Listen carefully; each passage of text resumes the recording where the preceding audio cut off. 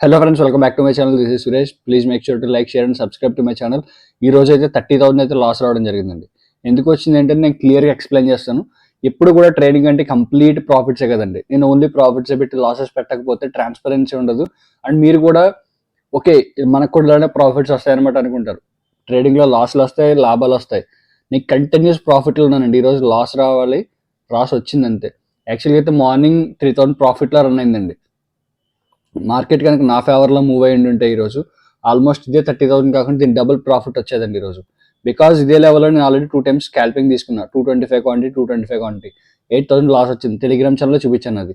After that నేను around something ఇదే లెవెల్లో నాకు ఇక్కడ ఈ ఎం ప్యాటర్న్ ఏదైతే వచ్చింది, ఎం ప్యాటర్న్ బ్రేక్ డౌన్లో సేమ్ సిమిలర్ కైండ్ ఆఫ్ ఇక్కడ వచ్చినట్టుగానే ఇదే లెవెల్లో 225 క్వాంటిటీ ట్రేడ్ తీసుకున్నానండి.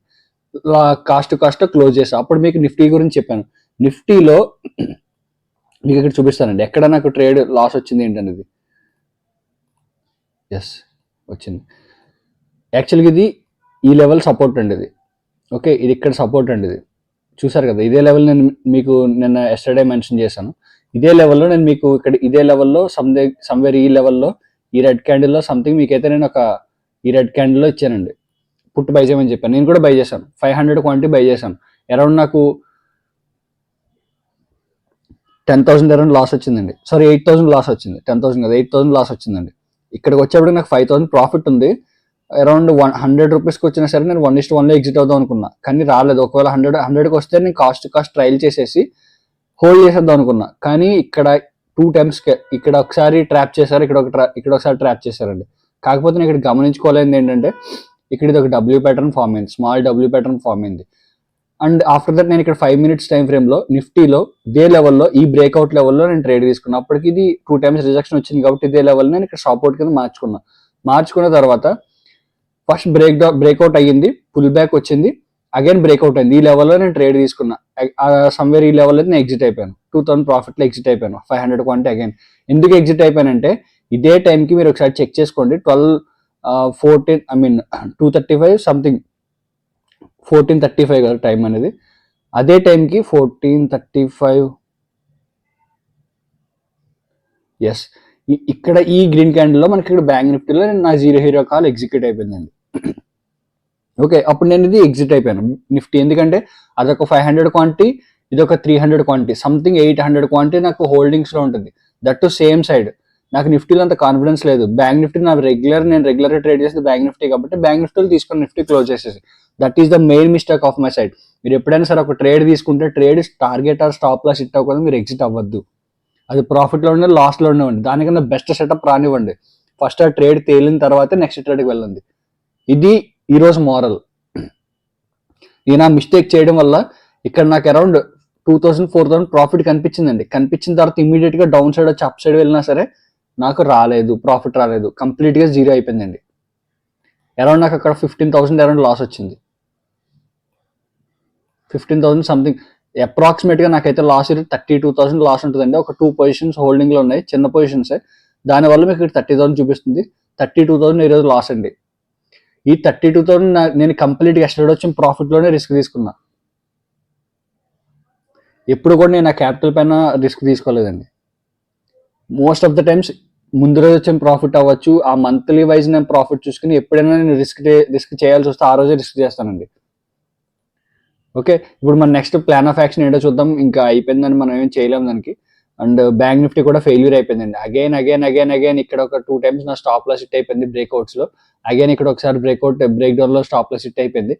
ఇంక దానికి మనం ఏం చేయలేము. మార్కెట్ ట్రెండ్ వచ్చినప్పుడు ఇంకే ఎంట్రీ తీసుకుంటాం. అది ఎంట్రీ ఇచ్చిన తర్వాత స్టాప్ లాస్ టార్గెట్ అది మార్కెట్ డిసైడ్ చేయాలి, మనం డిసైడ్ చేయకూడదు.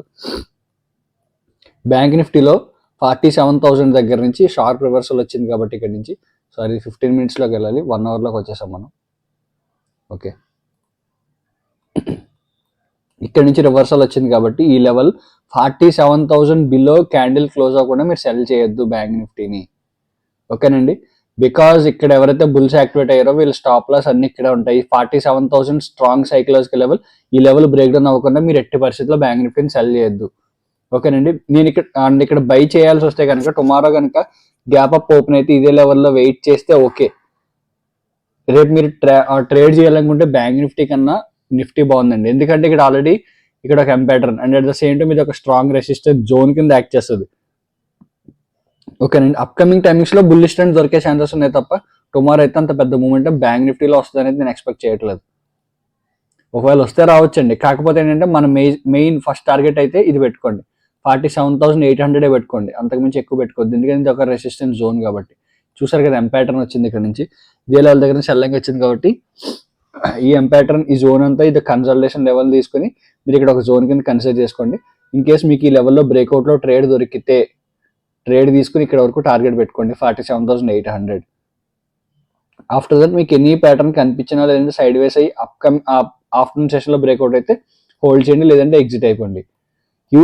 అగైన్ ఈ లెవెల్లో కనుక గ్యాప్ డౌన్ ఓపెన్ అయితే 47,000 47,100 ఈ లెవెల్లో గ్యాప్ డౌన్ ఓపెన్ అయితే it's for selling market. Because market selling వచ్చింది, పుల్ బ్యాక్ వచ్చింది, అగైన్ షార్ప్ సెల్లింగ్ వస్తుందండి. ఇన్ కేస్ ఫ్లాట్ ఓపెన్ అయినా గ్యాప్ అప్ ఓపెన్ అయినా bullish market, huge gap down 250 points అలా గ్యాప్ డౌన్ ఓపెన్ అయితేనే aggressive sell off, otherwise there is no any sell off. Nifty చూద్దామండి. Nifty exact గా ఈ లెవెల్లో నేను ట్రేడ్ తీసుకుని ఎగ్జిట్ అయిపోయాను కదండి, ఇక్కడికి వచ్చేప్పటికి ఆల్మోస్ట్ 100 పాయింట్స్ వచ్చేసిందండి. That is the major mistake from my side. మీరు ఆ తప్పు ఎప్పుడు చేయొద్దండి. ఒక ట్రేడ్ తీసుకున్న తర్వాత ట్రేడ్ హోల్డ్ చేయండి. మోస్ట్ ఆఫ్ ద టైమ్స్ ఏంటంటే ఇక్కడ ఈ ట్రెండ్ లైన్ అనేది టూ మెనీ టైమ్స్ ఇక్కడ రెసిస్టెన్స్ తీసుకుంది కాబట్టి ఇక్కడ మేబీ ఈసారి వస్తే మాత్రం ఇక్కడ తీసుకెళ్ళిపోతారండి, అప్ సైడ్ బ్రేక్అవుట్ అయిపోద్దని ఎక్స్పెక్టేషన్స్ ఉన్నాయి. నా ఫైనల్ టార్గెట్ అయితే ఇక్కడ పెట్టుకుంటే ఒకవేళ బ్రేక్అవుట్ అయితే ఇక్కడ కనుక బ్రేక్అవుట్ అయితే 21,850 అరౌండ్ ఈ లెవెల్లో నా ఫైనల్ టార్గెట్. వెయిట్ చేయాలండి. రేపు ఇంపార్టెంట్ ఏంటంటే గ్యాప్ అప్ ఓపెన్ అవ్వాలి, otherwise flat open up side move అవ్వాలి. లేదు అంటే మాత్రం అగైన్ ట్రాప్ అయిపోతాం.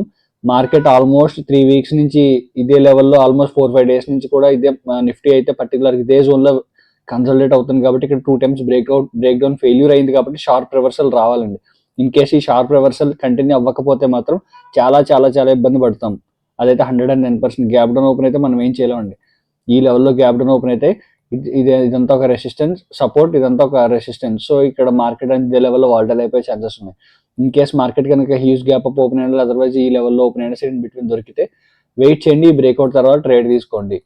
ఓకే, అండ్ ఇంకొకసారి చూపిస్తున్నాను. నాకు ఈరోజు లాస్ అయితే 32,000 30,000 అరౌండ్ చూపిస్తుంది. 32,000 నాకు లాస్ అండి ఈరోజు. ఓకేనండి, ఫిన్ నిఫ్టీ చూద్దాం. ఫిన్ నిఫ్టీ కూడా ఎగ్జాక్ట్ ఇదే లెవెల్ దగ్గర నుంచి షార్ప్ రివర్సల్ వచ్చిందండి.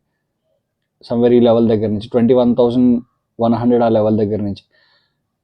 ఫిన్ నిఫ్టీ పర్లేదండి, కొంచెం స్పేస్ ఉంది కాబట్టి ఇన్ బిట్వీన్ ఫిన్ నిఫ్టీ కూడా ఈ లో ఏదైతే ఉంది, స్వింగ్ ఏదైతే ఉంది, స్వింగ్ ఇది బ్రేక్ డౌన్ అవ్వకుండా మీరు ఇక్కడ ట్రేడ్ తీసుకోవద్దు, సెల్ చేయొద్దు, అసలు ఎట్టి పరిస్థితుల్లో కూడా సెల్ చేయొద్దండి. And at the same time up side నుంచి ఒక ట్రెండ్ లైన్ వస్తుంది కాబట్టి ఈ ట్రెండ్ లైన్ బ్రేక్ అయితే అప్కమింగ్ టైమింగ్స్ లో అప్ సైడ్ మార్కెట్ చూడడానికి ఛాన్సెస్ ఉంటుంది తప్ప డౌన్ సైడ్ మార్కెట్ అంత పెద్దగా ఎక్స్పెక్ట్ చేయట్లేదండి. ఒకసారి డైలీ టైమ్ ఫ్రేమ్ లో కూడా చూద్దాం నిఫ్టీ ఎలా ఉందో. నిఫ్టీ క్లియర్ కట్ గా ఇక్కడ నుంచి చూసుకున్నట్టయితే కనుక ఆల్మోస్ట్ ఇదే లెవెల్లో ట్రేడ్ అవుతుందండి.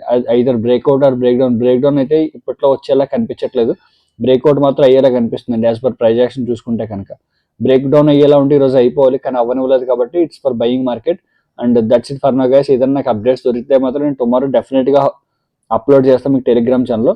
అండ్ ఆప్షన్ బయింగ్ కోర్స్ ఎవరైతే జాయిన్ అయ్యారో మీకైతే పిరమిడింగ్ కాన్సెప్ట్ అయితే maybe tomorrow or after that day అయితే నేను క్లాస్ తీసుకుంటానండి.